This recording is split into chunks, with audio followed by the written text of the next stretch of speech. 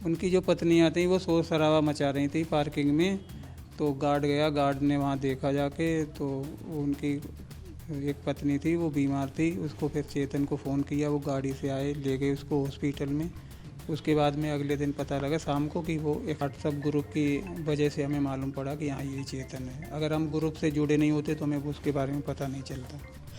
नमस्कार, मैं गौरव कुमार पांडे और इस वक्त यूपी तक की टीम मौजूद है शुभ धाम अपार्टमेंट और ये है गाजियाबाद में।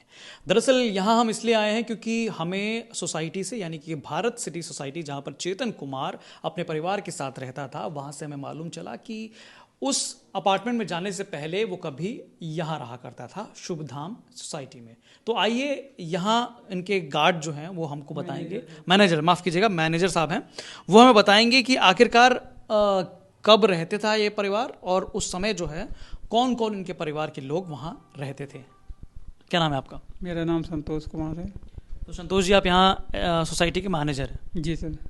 तो मुझे बताइए कि चेतन कुमार जो जिनका flat Ghaziabad Bharat city society में है, जो मामला भी आपने देखा होगा, क्या वही चेतन कुमार यहाँ रहते थे? जी। कब? ये कोविड से पहले रहते थे, उसके बाद वो यहाँ से खाली करके चले गए। कहाँ गए कहाँ नहीं गए उसके बारे में हमें मालूम नहीं है। मतलब ये कौन से साल की बात होगी, कब की बात होगी? ये इतना तो पता नहीं है सर, पर ये पता कोविड से पहले यहाँ से खाली करके चले गए थे। कोविड से पहले खाली? जी। तो उसमें परिवार में कौन कौन रहता था? उनकी मिसेज रहती थी, बच्चे थे, वो थे। कितने बच्चे?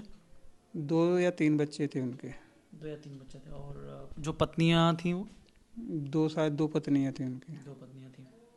तो मुझे बताइए कि यहाँ चेतन का परिवार जो है रहता था, जो उसमें कोई घटना भी घटी हुई थी? हाँ, घटना घटी थी। हम तो यहाँ से ड्यूटी छोड़ के चले गए थे, तो अगले दिन सुबह आए तो गार्ड ने हमें बताया था कि ऐसे ऐसे यहाँ पे हो गया था। क्या हुआ था? उनकी जो पत्नियां थी वो शोर शराबा मचा रही थी पार्किंग में। तो गार्ड गया, गार्ड ने वहाँ देखा जाके, तो उनकी एक पत्नी थी वो बीमार थी, उसको फिर चेतन को फ़ोन किया, वो गाड़ी से आए, ले गए उसको हॉस्पिटल में।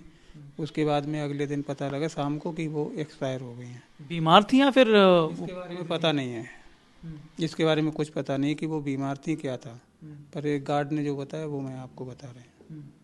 अच्छा, तो गार्ड ने बताया कि उनमें से एक पत्नी की तबीयत खराब है और उन्हें जो है अस्पताल ले गए हैं वो।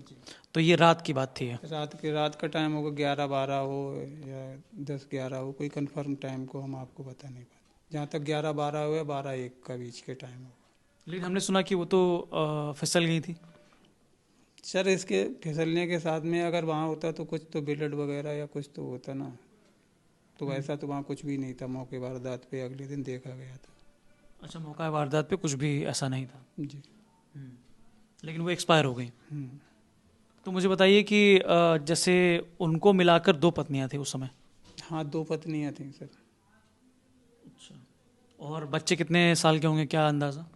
बच्चे कोई 2-3 साल के आसपास होंगे। अच्छा, जैसा कि अभी आपने गाजियाबाद वाला जो मैटर अभी सुना चेतन कुमार के बारे में, कि उनकी 3 बेटियों ने जो है 9वीं मंजिल से,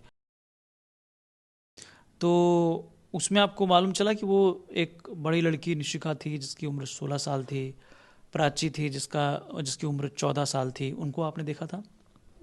सर, 10-12 साल हो रहे हैं, वो छोटे से हमने देखा। कितने दिन तो वो यहाँ से चले गए, तो उसके बारे में हमें पता नहीं है। जी। तो इस बीच परिवार कैसा था यहाँ पर?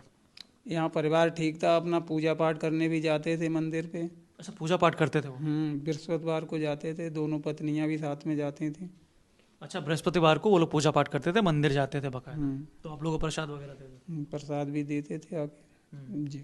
तो उस समय परिवार का नेचर कैसा था? मतलब वो आप लोगों से बातचीत करने में चेतन कुमार? वो किसी से कोई बातचीत नहीं होती थी। अगर कोई काम हुआ तो बोलना है, नहीं तो वो किसी से कोई बातचीत नहीं है ना। सोसाइटी में किसी से कोई वो था, कोई कल्चर प्रोग्राम होते तो उसमें भी नहीं आना जाना था, किसी प्रकार का कोई वो नहीं रहता था।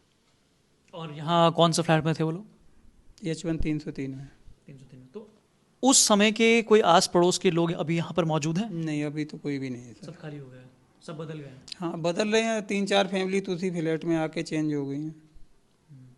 तो आज संतोष जी, जैसे कि आपने उस परिवार को देखा, पहले टाइम में आप देख चुके हैं परिवार को, बच्चों को आप देख चुके हैं, लेकिन आज जब गाजियाबाद की ऐसी खबर जब आपको पता पड़ी, तो आप समझ गए थे ये वही चेतन कुमार है या बाद में पता चला आपको? नहीं, हमें इसके बारे में पता नहीं, पर ग्रुप पे पता लगा था, ग्रुप पे फोटो आया था कि ऐसे ऐसे ये बच्चियों के ऐसे हो गया, तो लोग बागों ने बोला हाँ ये हमारी सोसाइटी में रहता था, तो उसके व्हाट्सएप ग्रुप की वजह से हमें मालूम पड़ा कि हाँ ये चेतन है। अगर हम ग्रुप से जुड़े नहीं होते तो हमें उसके बारे में पता नहीं चलता। आपका फ़ोन आ रहा है।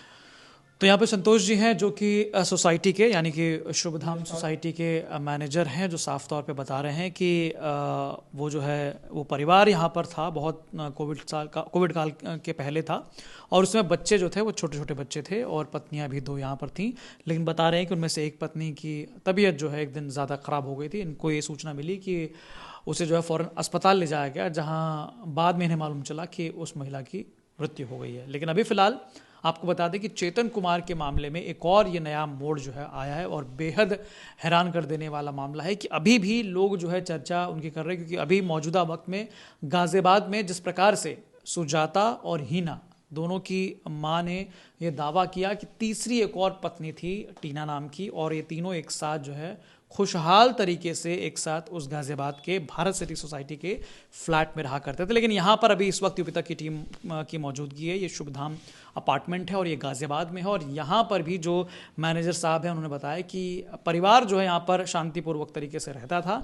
लेकिन एक दिन ये घटना ऐसी घटी जिसमें वो काफ़ी ज़्यादा जो है परिवार की महिलाएं परेशान हो गई थी, हल्ला होने लग गया था। उसके बाद जो है ये मालूम चला कि उसमें से एक महिला की मृत्यु हो गई है। तो बाकी तमाम ऐसी जानकारी लेटेस्ट अपडेट्स के लिए आप जुड़े रहिए यूपी तक के साथ। धन्यवाद।